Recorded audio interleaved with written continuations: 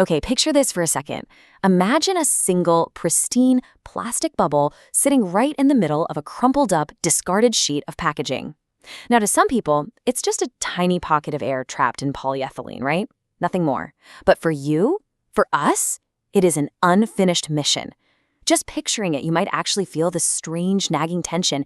It's almost like a subtle wrongness in the universe that can literally only be corrected by one single definitive action: the pop. I mean, we've all been there. You get a package in the mail, you pull out the wrap, and you tell yourself, okay, I'll just pop one or two. But 20 minutes later, you're still standing there hunched over the kitchen counter like a master diamond cutter, meticulously hunting down that one elusive, unpopped pocket of air. You just can't stop.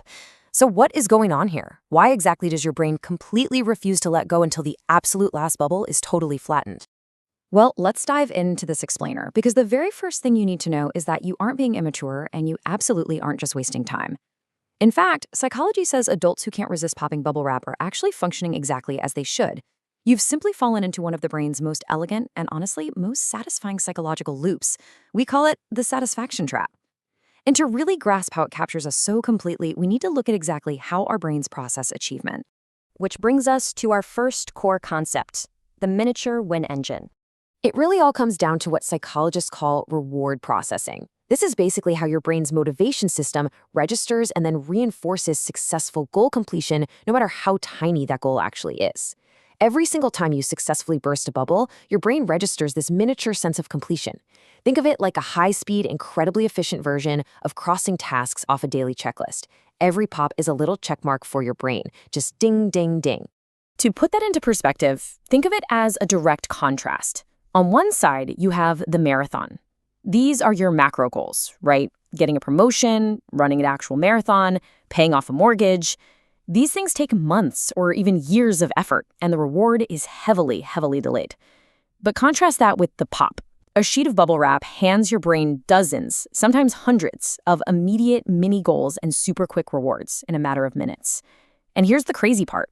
Your brain's motivation system doesn't actually care that the task is incredibly small or, objectively meaningless. It only cares that you successfully finished it. But reward processing is only part of the story. Let's look at the next psychological layer here, the curiosity circuit. You see, even though you know exactly what popping a bubble will sound like and exactly what it's going to feel like, you are still driven by a concept known as curiosity theory. Formulated by psychologist Daniel Berline, this theory basically suggests humans are naturally motivated by a continuous cycle of anticipation and confirmation. Just think about the process for a second. First, anticipation. When you press down, there's that microsecond of tension where your brain asks, will it pop? Second, the press, the physical action itself. And third, confirmation. Pop. You get instant sound and feel.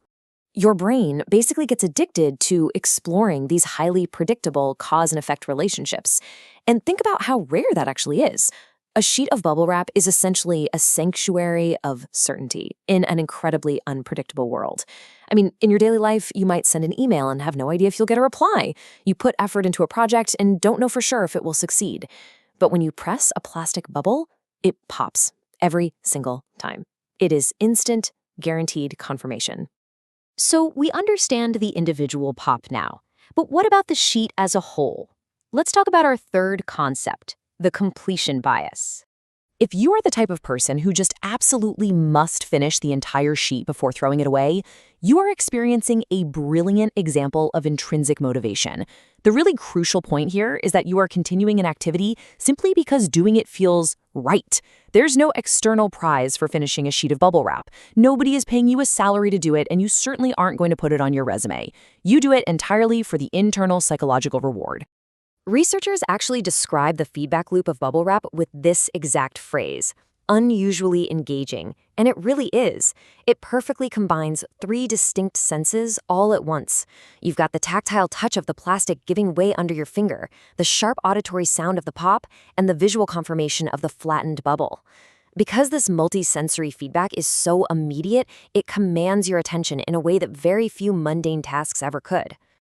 And because it's so engaging, leaving even a single bubble unpopped completely shatters that satisfying rhythm. For an organized human mind, an unpopped bubble represents an incomplete pattern. Honestly, finishing the sheet isn't really about the plastic at all, is it? It's about restoring order to your sensory environment. It's about taking chaos and turning it into a completed, flattened state of total resolution. Which brings us to perhaps the most important part of this explainer, busting a very persistent misconception, the maturity myth. Society so often tells us that obsessing over bubble wrap is just a childish waste of time, but the science emphatically says otherwise. Research on play theory shows that small, enjoyable activities act as a critical stress reset button. Far from being immature, these micro activities are proven to be absolutely vital for adult emotional well-being. They provide a much-needed mental break during our increasingly busy, screen-heavy days. Consider the real-world application of this psychology. Think about a state of mental overload. The complex work, the endless emails. Maybe you're managing $1 million budget.